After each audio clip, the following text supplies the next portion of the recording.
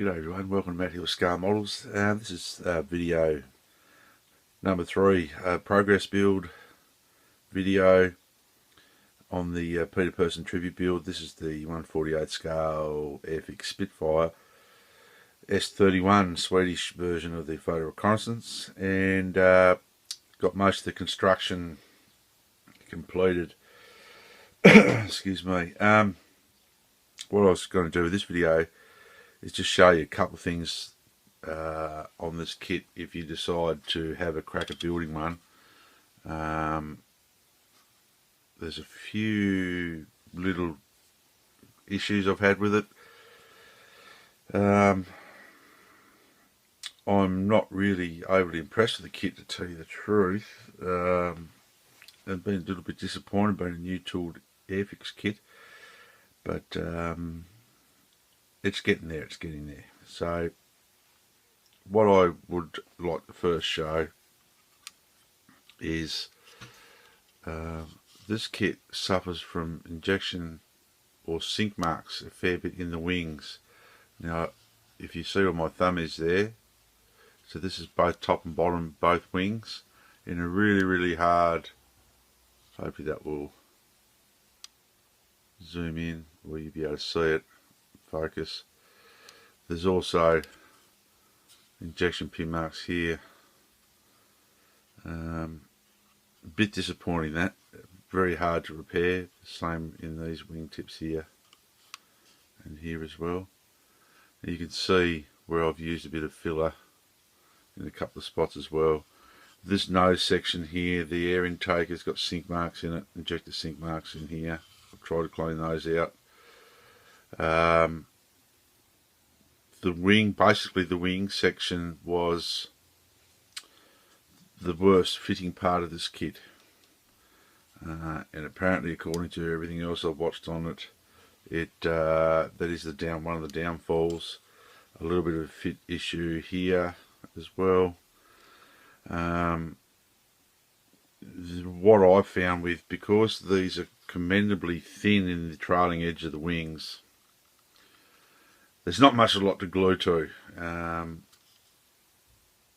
I've had to sort of muck around in there and brace a few things up, and to get the glue to actually glue the wings. When you try to fill this wing, because of the gap in it, you'll find that you'll damage the trailing edge, and it's very thin. The glue doesn't like gluing to it, so I've used a bit of super glue to hold that together. I've posed the control surfaces, moved a little bit because it's going to be a stationary aircraft on the ground. I had to sort of touch up a few panel lines due to some sanding work through the top here, and yeah, it was just one of those things that it just doesn't seem to want to go together okay. These don't fit really good. They should be a nice flush fit into the wing. These air intakes here, the plastic is very soft. I broke the tail wheel out. This is one out of a spare. Spares out of another kit which came with a 2 tail wheel option. I've got that. I've got that in there, but yeah, it's just been, I mean, I know, yeah, it's been okay. It just, I would, at this stage, I wouldn't recommend this kit to anyone who hasn't had a couple of model kits above their, behind them. There's a few things that probably make it difficult for someone to build, as in trying to get the wing sections to just the overall fit. It's just that little bit tricky. But I've got, they're all on my little things. The exhausts have been drilled out and in their base colour. Sort of I mix a rusty brown and a flat black together to make sort of a dark brown colour, dark brown, burnty, metallic looking colour, and then I'll just add some weatherings to that later. The wheels have been done.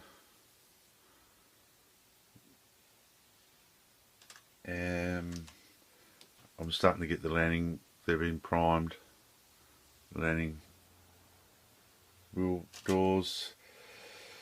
The other thing which is a little bit funny, let me find it here, I've got it over so I don't lose it. The sliding canopy, the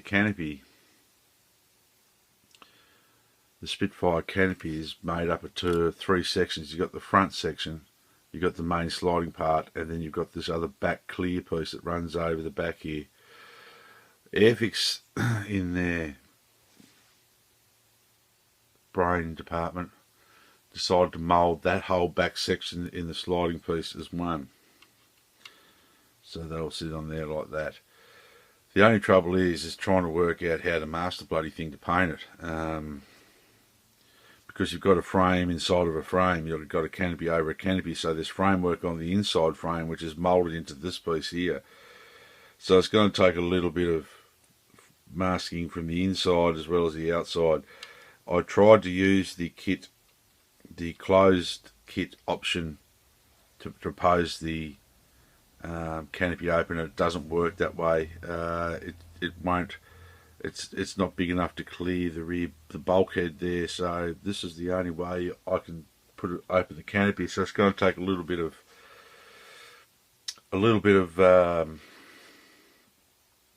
working around just to organise it. So that is that. The canopy done. Well, it's going to be something different.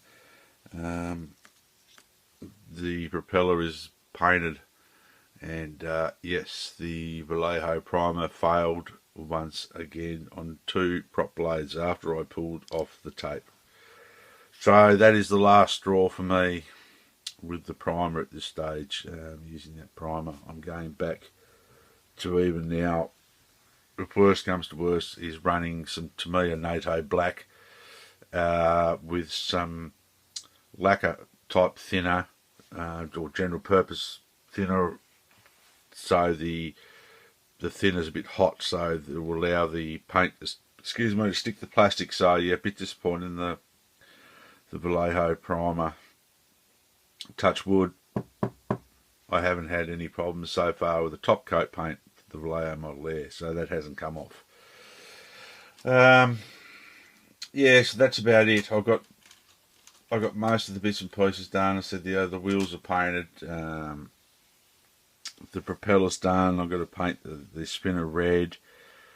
I've got a little bit of silver work to paint. I can't highly recommend more this range of paint. The Vallejo metal colour, I've got some different versions of that for some of the aluminium finishes around behind the control surface and under the flaps. That's been really good. That's a really good way for someone to get into doing a bare metal finish on something, and have a pretty confident to get it to work. As long as you can get it to stick to the plastic, then it's a very good top paint. But yeah, that's it, guys. I've just been tinkering around. I got another build coming up. Like I said, I've been cleaning my model room out, finding some of these things I've bought to start. So I'm going to be doing another project while this one is in different stages of drying. I'm going to be starting another old kit. I've got a Spitfire there to do an FW200 Condor, and then once the paint comes in, I'll be getting the orange, the grab orange for my General Lee Charger, and be getting stuck in the Mopar build. But it's coming up 10 minutes. That's about all I've got to report. I'll do a rundown on the final reveal, hopefully, or I might do another video yet before the decals go on the paint stage. We'll see how this Vallejo Air is going to work on this kit, and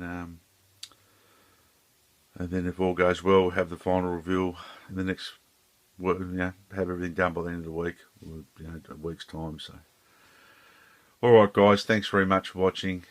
Be safe, model hard. God bless you all. A little bit of effort, you can get a good result from an old model kit. Cheers.